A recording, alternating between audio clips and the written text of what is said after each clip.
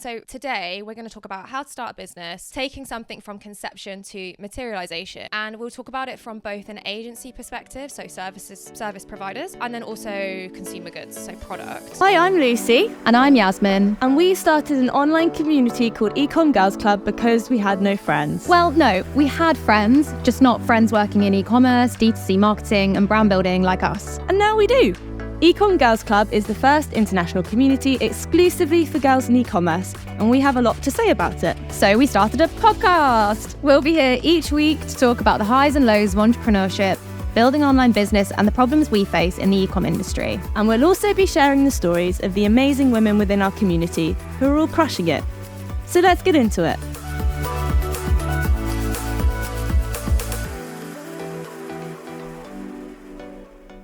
We're both in Spain, not together. Yeah, we are. I'm so excited time to be. zone, which is nice. Yeah, I'm so excited to be in Europe, and out of Dubai. I actually honestly think being on the same time zones as the people that you work with is such a luxury. Nice. When you're in a completely different time zone and someone's like, so, are you free? I don't know. 2 p.m. Monday, the constant 2, 3, 4, 5, counting forwards to what time that actually is in your time zone. God, I'm over that. So yeah, nice to be on the same time zones as each other. Although, as we talked about last episode, I was like, I do enjoy batting all the work towards you before you wake up and then swanning around my God.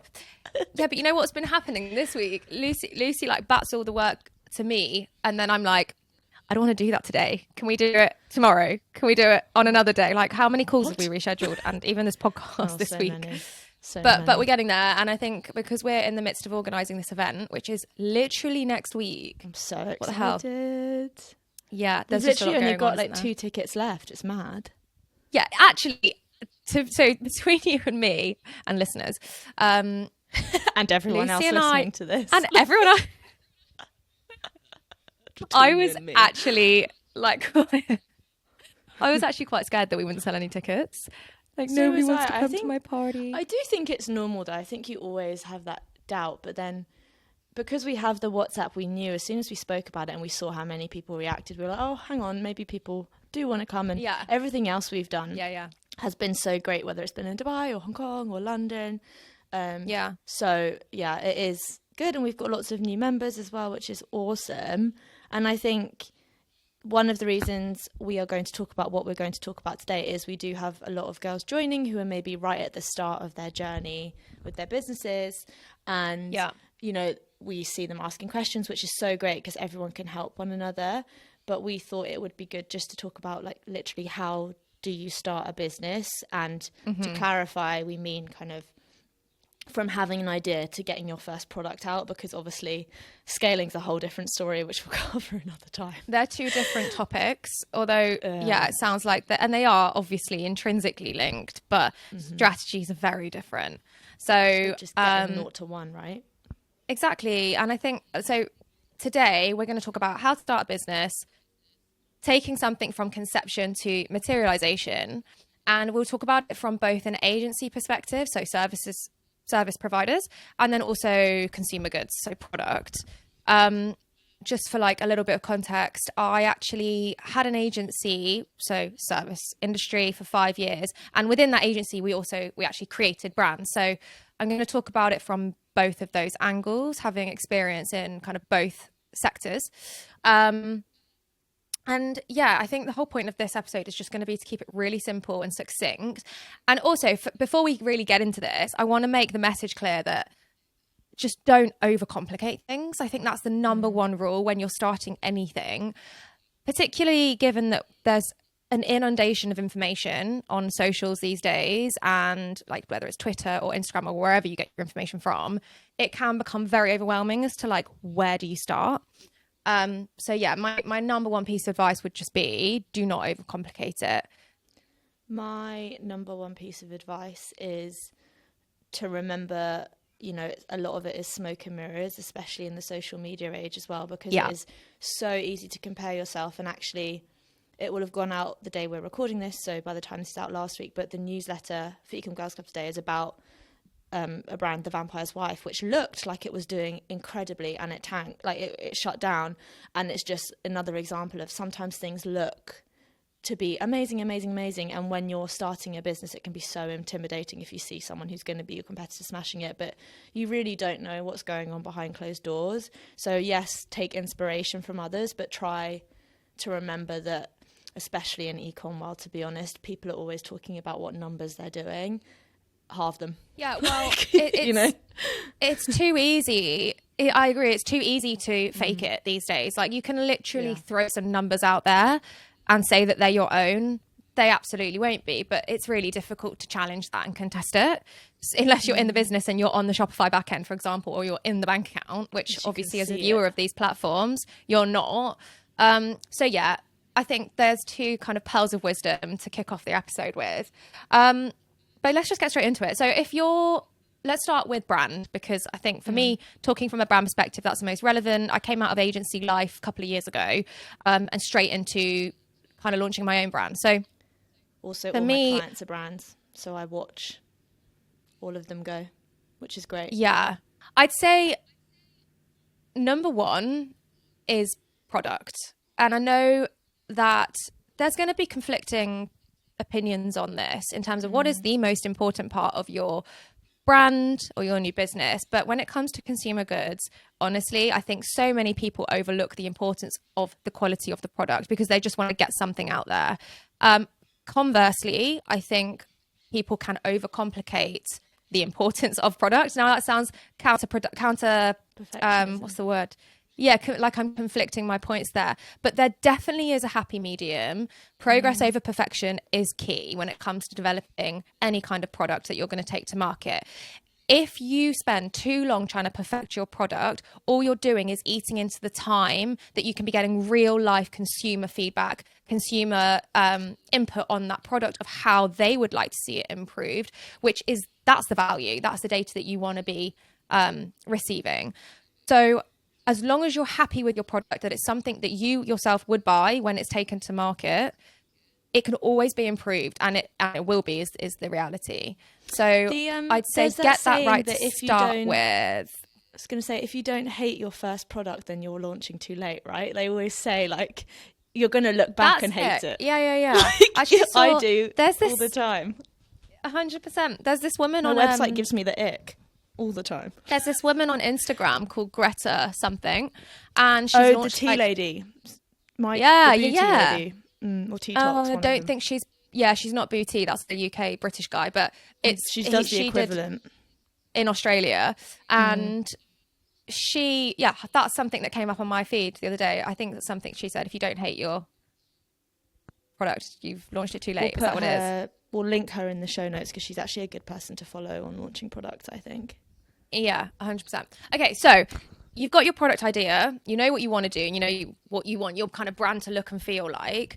How do you actually make it? So this is when it all comes down to supply chain.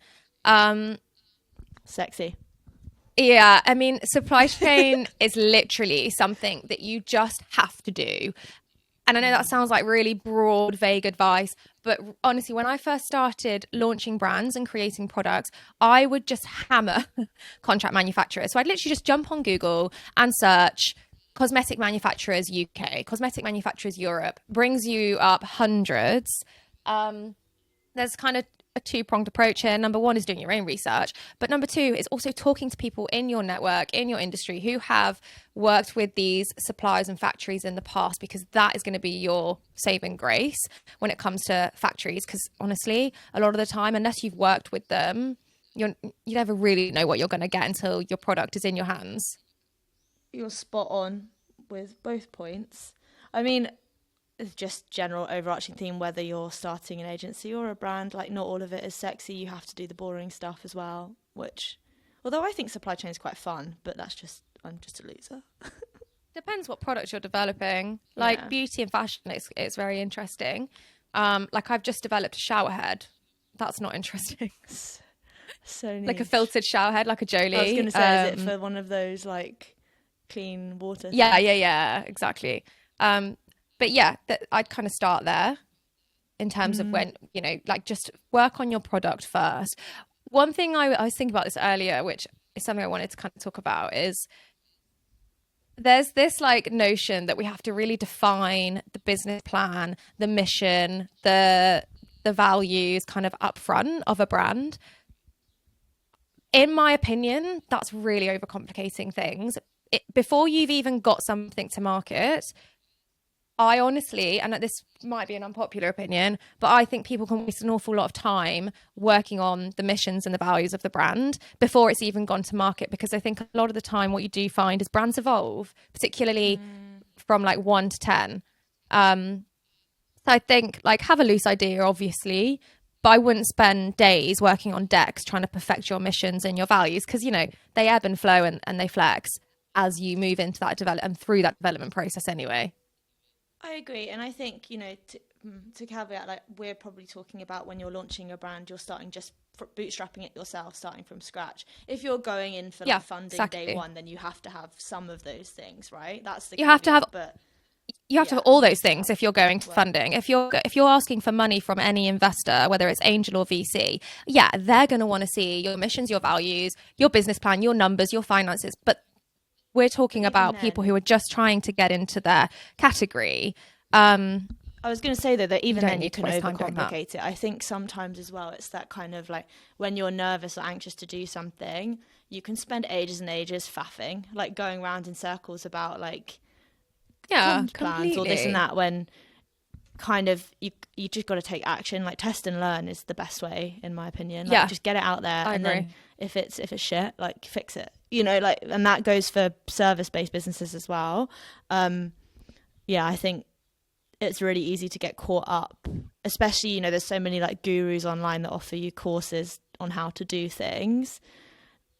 My opinion, it's like just start. Just do it. Yeah. Because the best way to do things is just by putting one foot in front of the other, and you'll learn along the way.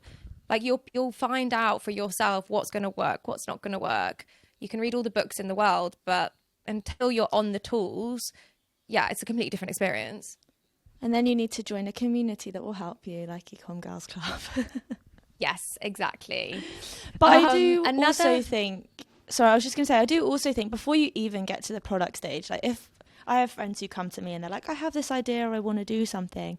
And I'm like, spend an hour just brain dumping into a Word doc everything you want to do, just to get it in one place. And like, just to get started as like a step one. Because I think people sometimes even, before they've even got to like the product and stuff, they just don't know how to start. And I'm like, just get all your ideas in one place and then go from there. Yeah, totally. Actually, I when I kind of came out of elementary and finished agency life, I was really, really lost for a while. Like, honestly, had no idea what to do. I'd lost a lot of confidence because like all of a sudden I was like out there on my own. I didn't know where my next move should go or should be. And I just went to a coffee shop one day and like I kind of had this urge, this desire to be creative. Like I'd probably put myself on more of the creative side of things rather than like the opposite, whatever that would be. And I literally just made a Pinterest board, but it was on an Instagram. It was like a private Instagram account. And I just had this like kind of, I don't know, it was like this moment of inspiration of collating a bunch of images that I thought looked really cool together. Anyway, fast forward, I didn't do anything with it for like 3 or 4 months. It just kind of lived in the background and I just kept adding to it every time I sort of saw an image that kind of fit that aesthetic. And then I showed it to Jim actually like 5 months later. And he was like, oh, that's really cool. Like you should do something with that. Anyway, fast forward a year and it's Cloth Project, my brand that I adore and love. And like to your point, Lucy, it's just start somewhere. Just get something out there. Like it doesn't even need to be words. It can just be a bunch of images on a page. But just getting something out of your head and onto paper so that you can visualize it, I think is really key. I mean, I'm sure you do too, I've got like a whole folder on my laptop of different brain dumps of ideas over the years, or like businesses I've run before, like little side projects and they've all started just from like dumping all the information. And I think people think you have this really sophisticated plan, where a lot of the time it's kind of like you just go for it and figure out as you go along. 100%. But it's so interesting because a lot of other entrepreneurs I know have similar things. Like Matt, founder of Space Goods, I know he has like a folder of ideas as well. Someone I dated, we had this conversation once about he's an entrepreneur and has like a whole folder of ideas too. Like it's just people just have like brain dumps, and that's where it starts. It's not like a profound like exactly like, neat tidy thing. Like I want to come back to product and category selection, because I think this is very, very important when you're launching any kind of consumer brand, is making sure that the category you're going into has space for a new brand, for a new disruptive brand. Beauty, for example, is very, very difficult now. It's incredibly saturated. Not to say don't try it. Obviously, if you've got a unique product with USPs that you believe in and can find that white space for, go for it. But it's very important to do that kind of front loading work on the category selection before you spend time and money trying to launch any kind of brand or product into that space. I think also one other perspective to consider with product is what you're trying to achieve with the brand. Like if it's just a passion project and you don't need an income off it straight away, you have more freedom. If you want a salary off of it, or this is you're putting everything into it and it's going to be it, you also need to consider category selection in terms of the margins, I would say, as well, and where you can make money. Because for example, like we've had this discussion before, like jewelry better than clothing, like things like just knowing your type of product. Then you need to be a bit more selective, or to be honest, if you're looking to like fund your lifestyle or like live off it, a service-based business is an easier place to start an agency. Exactly. If that's your goal. Because obviously when it comes to product, you've got your overheads are generally a lot higher than a service-based industry, because you've got stock and obviously marketing expenditure, which in our case and many consumer-based brands is Meta. So just kind of circling back on that point, just to get into some detail, echoing your point, Lucy, on margins, launching a brand, you always want to target at least 80% margins, product margins on your product, because a large chunk of that is going to be pushed into your Meta spend. Meta. Which is why it's also really important to choose products that you can achieve high AOVs with, average order values. So for example, with Cloth Project, we position ourselves as a premium jewelry brand, and our best-selling product is our Ultimate Stack, which is £145, which it needs to be £145 because our CAC at the moment is about 30 quid, which is really good. But at some point, that's good CAC. It's very good. Sash, props to Sash. She smashes our Meta acquisition for those who don't know. We'll do all the acronyms in the show notes. But at one point we increased our ad budget last month and our CAC shot through the roof to 100 quid. Now, if we were selling that product for £45, we would be loss making. Do you know what I mean? So you have to think about all these things. Just wanted to make that point. But we were just on something really important with what you were saying, service-based industry. So margins can be a lot lower for a service-based industry because the product is generally, to start with, at least you. And I've spoken about this before when I started the Leaf Group. Everyone talks about your why, and I love helping people. So like for me, and I love people, so it was like quite a natural fit to do something agency-based. But my main why was freedom of location. Like I didn't want to work in a corporate. I wanted to solve my own problem, which is so fine, by the way. I think people need to think you need to change the world. I wanted to change my world. And I did it. So love well done that. Me. Oh my God. I really like that. Well done you. I love like helping people with content and ops and all that stuff. So it's been great. But, you know, I've also said this before, agencies, in my opinion, easier to start, harder to scale. Brands are harder to start, but easier to scale. So if we're just talking about the start piece, if you're running an agency, like, the only cost you really have is you, if you're going to live off it. But I would say really important product as well. Know what you're offering, know who you're offering it to. It's really tempting to say yes to every piece of work when you start an agency, even if it doesn't fit into your kind of your customer profile, because you're just like, need money, want cash. But that can put you in a really tricky situation. It's also incredibly tempting to stretch yourself, which I've done in the past, because again, you don't want to say no. And it's that point where, which I'm going through now, where it's like you want to grow, but you need people, but you need money to pay people. So that's quite tricky. The other thing I would say, which is really not sexy with an agency, is systems and processes, like being organized from the start, because otherwise it's going to turn into absolute chaos. So yeah, I think, I don't know, like, which is more fun. It depends, I guess, on what you want to achieve. Depends and it depends like what you're into at that moment. So it's really, this is again a conversation I was having a couple of days ago. It's okay for opinions to change and for your passions to change and for what you're into to change. So for like many years, what I really wanted to do was launch brands for other people, because I did not want to put my neck on the line, even though I was kind of doing that every day without it didn't feel like that, because I always had like an influencer who was the face of the brand. That was their gig. And I was in the background working away. And I loved that. I loved being behind the camera and not in front of the camera. Loved that. And then after many years of building brands for other people, I actually realized that, you know what, I think I can do this for myself now, and I want to do this for myself. So your opinions and your what you want out of your career can change, and that's okay. Just circling back again to your point about when you first start an agency and the inclination to say yes to everything, I'd say, number one rule, don't be a yes man. But the flip side to that is when you are starting something and you need cash, you might have to be a yes man in those early days, but there is going to be that inflection point where actually you've built rapport, you've done really good work for a couple of years, you've got cash in the bank that you can start to actually say, no, this isn't the kind of client that I want to be working with anymore, or not the kind of work I want to be known for.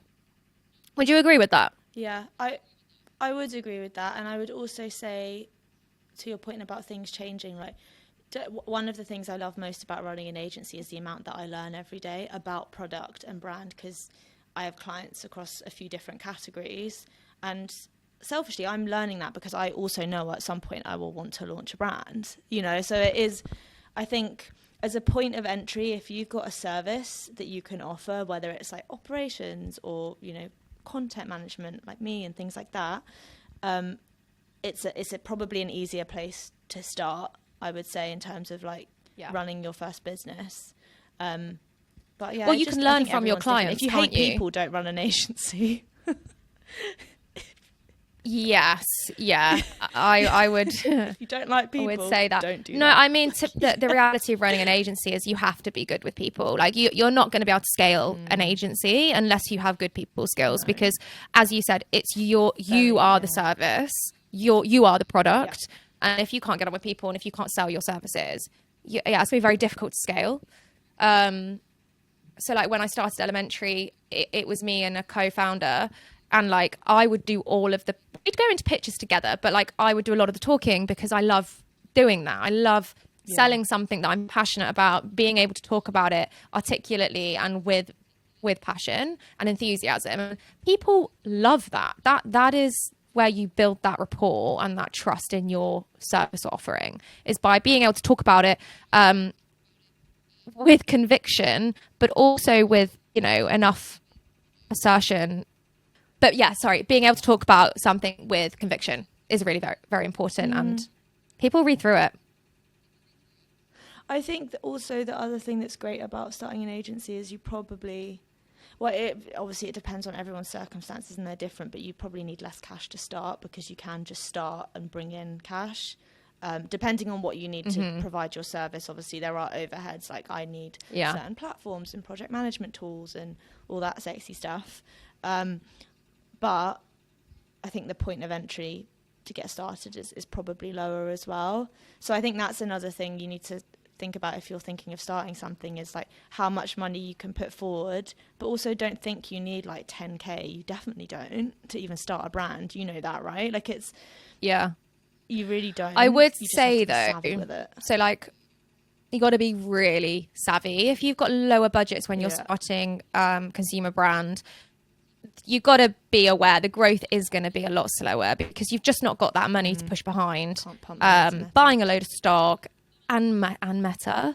So the scalability of it is going to be kind of, there's going to be a ceiling to that. I would say, like, conversely with agency, there's no ceiling once you can start with a really low budget, and like you can scale very quickly, because like you've not got stock.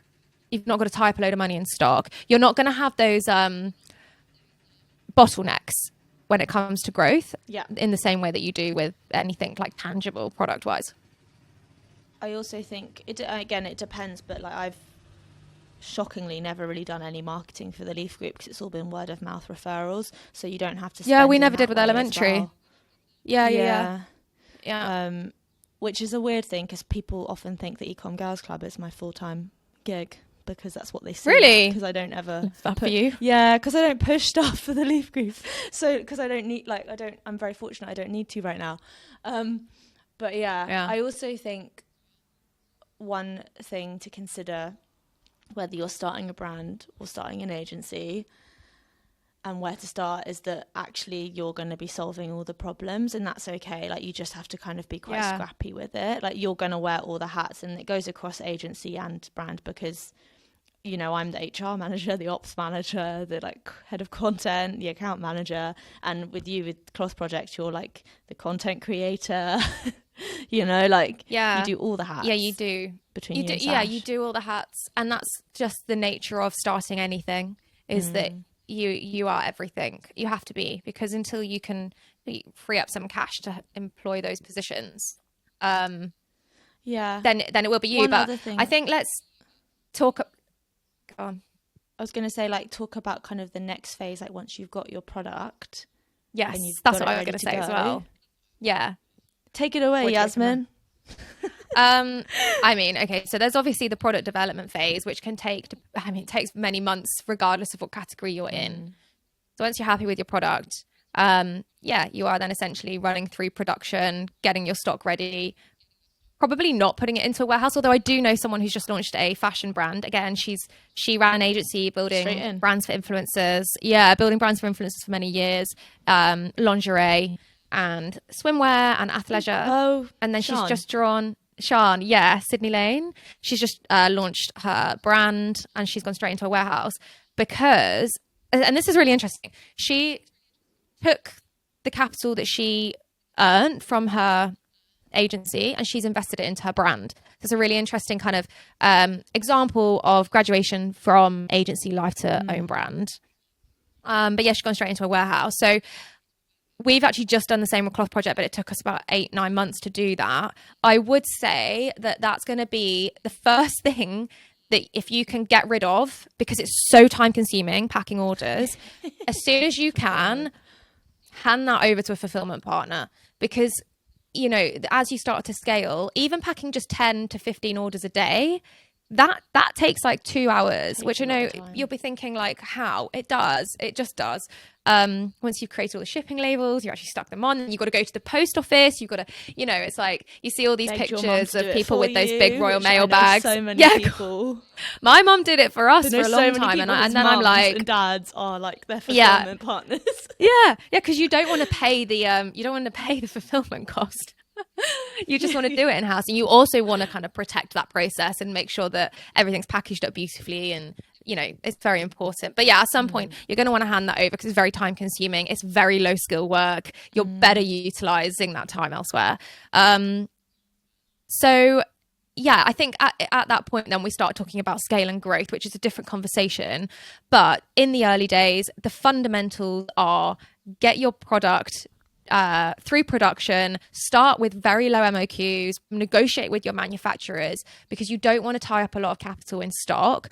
Because going back to one of our very early points in this episode, your product is going to change. Our double wrap necklace has gone through 3 different manufacturers since launch, which is about a year process, because we're constantly refining, constantly finessing it, improving. So you don't want to have like thousands of units tied up with one factory or stuck in a warehouse. Yeah, I think that's a really important point, is everything changes. That's the same. To me, it's different with an agency because you don't have warehouses to deal with and stuff, but even your services will change as well, right? Like, I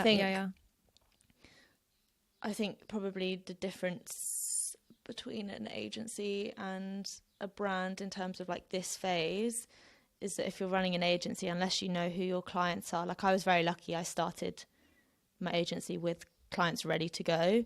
You're going to be doing a lot of outreach. Like, how did you do your initial BD for Elementary?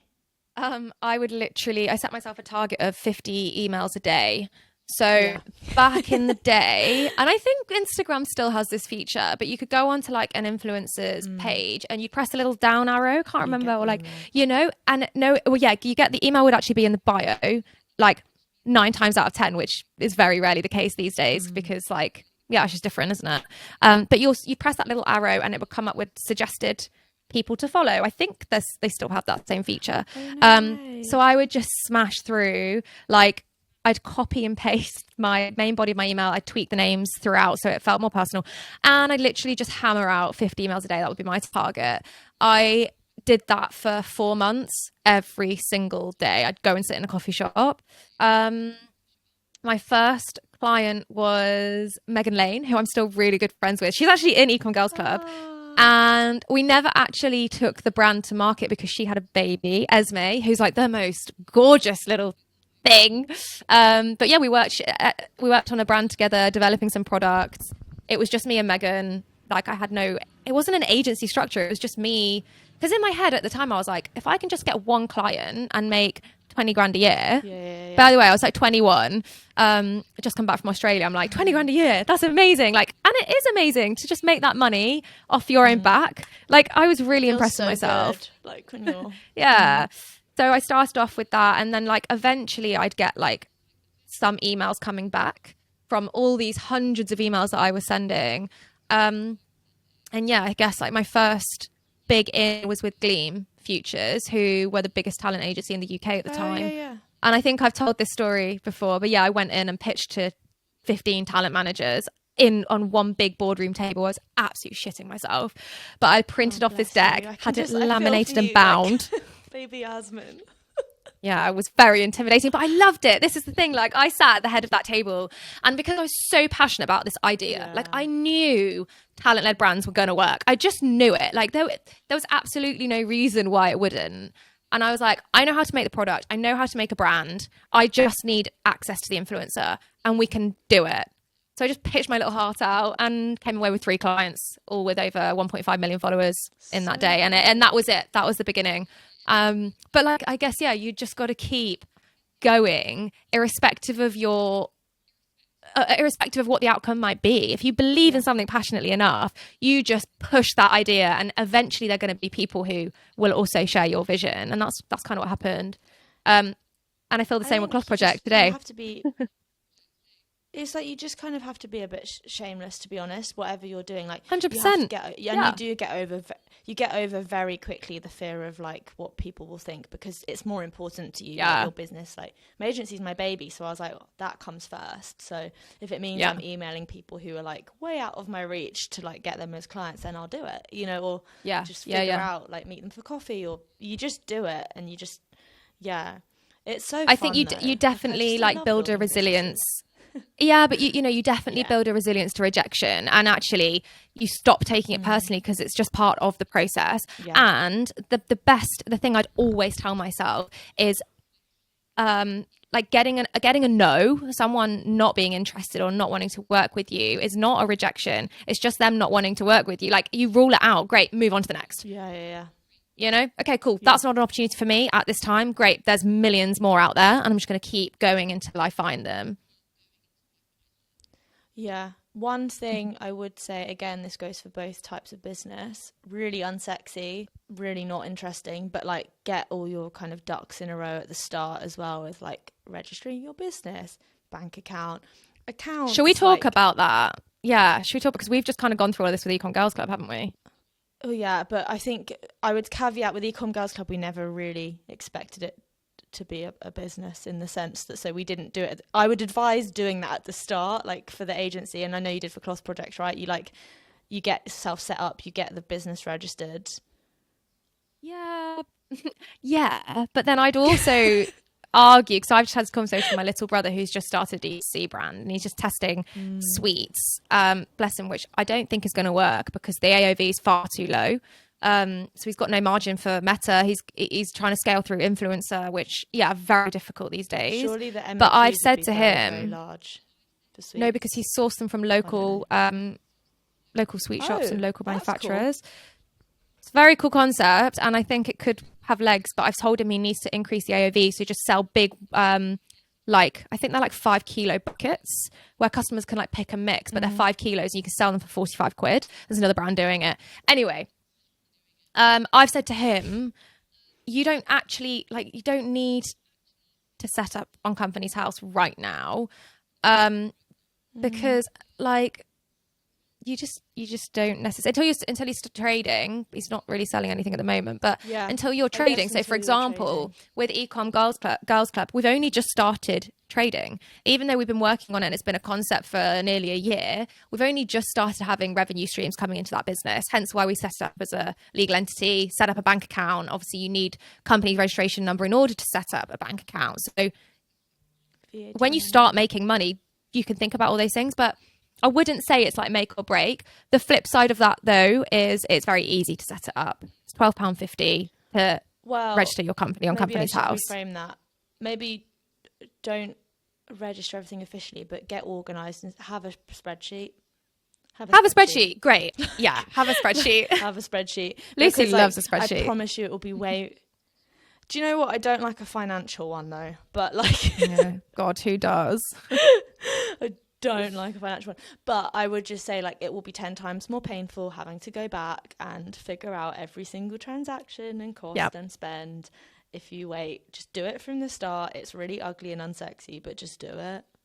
Yeah, and I also would say actually, because we had like the Shopify account, the Ecomm Girls Club Shopify account was linked to my card, and it was an absolute nightmare because like I then feel so much pressure for like not keeping the money.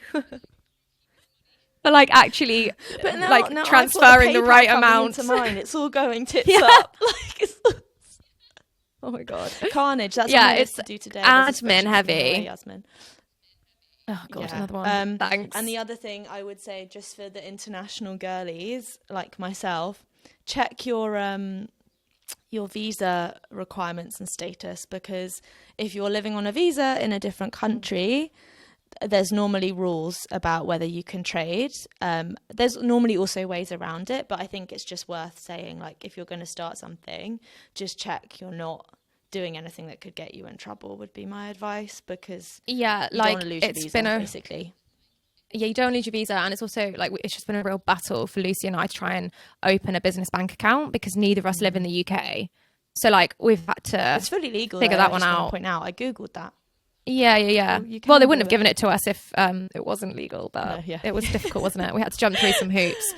So there's a few things to comb through, but I guess like this can all sound very overwhelming, and my point is don't let it overwhelm you until it needs, like, it's not a problem until it's a problem. You don't need to kind of go down rabbit holes with all these intricacies and company registrations until you're actually like earning some money.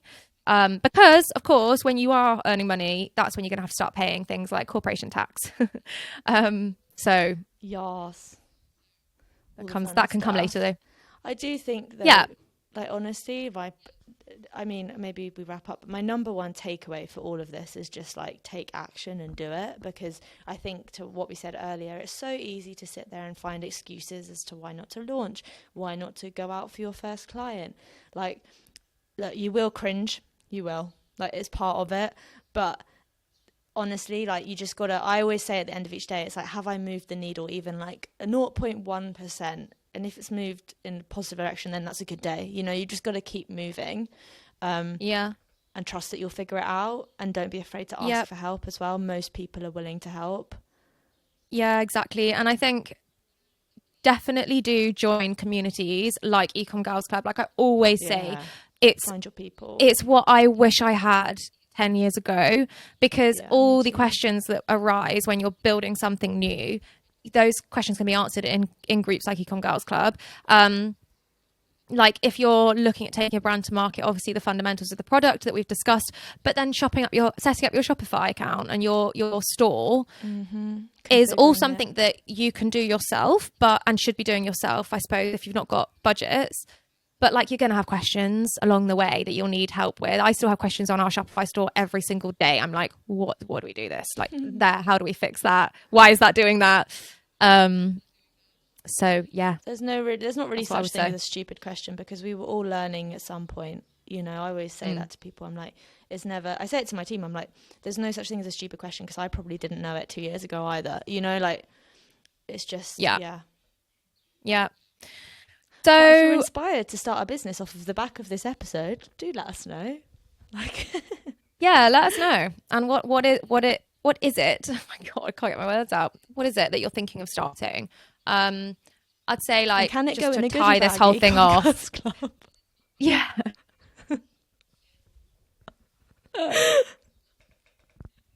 Drop us your email. We'll reach out. Yeah. What I was going to say, I cannot remember. Yeah, just make sure it's something you're super passionate about, because, you know, ultimately you're going to have days that are really, really hard, and that you're going to have absolutely no motivation to do it. But if it's something you really love and you really believe in, it's going to make those days a lot easier to get through. You'll know when it feels right. I always think there's a feeling. Oh God, I'm so with you on that. There definitely is a feeling. And you know when it's not right. You just know when it's the right So don't thing. fight that. That was a great episode. I feel like hopefully we've dropped some knowledge bombs there and some real kind of insights into just where to start. Again, I just want to hammer home, do not overcomplicate it. Join community groups, focus on your product, get a very good supply chain, trust in your manufacturers, build your Shopify store, and then just one foot in front of the other. That's literally it. Get your margins right, focus on the numbers, just like work it through step by step. You know, I'm saying that like it's so easy to do. Just do this. Yeah. And we all find it hard. There's the other thing. We all find, when you're doing an agency or brand, everyone finds it hard running a business. No one finds it easy. If they say that, they're lying. Yeah, it's not easy running a business.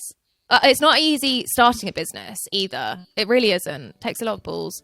Really hope that was useful for you guys. And as always, if anyone has any questions on anything we've spoken about today, like, I love talking about this, so please, like, reach out. We'd love to chat. Okay, until next time. See ya. If you enjoyed this episode, be sure to hit the subscribe button on YouTube or wherever you get your podcasts. And to get involved with Ecomm Girls Club, search for @Ecomm Girls Club on Instagram. And if you feel like taking your Instagram stalking one step further, we are both also on Instagram @YasminChic and @LucyCG.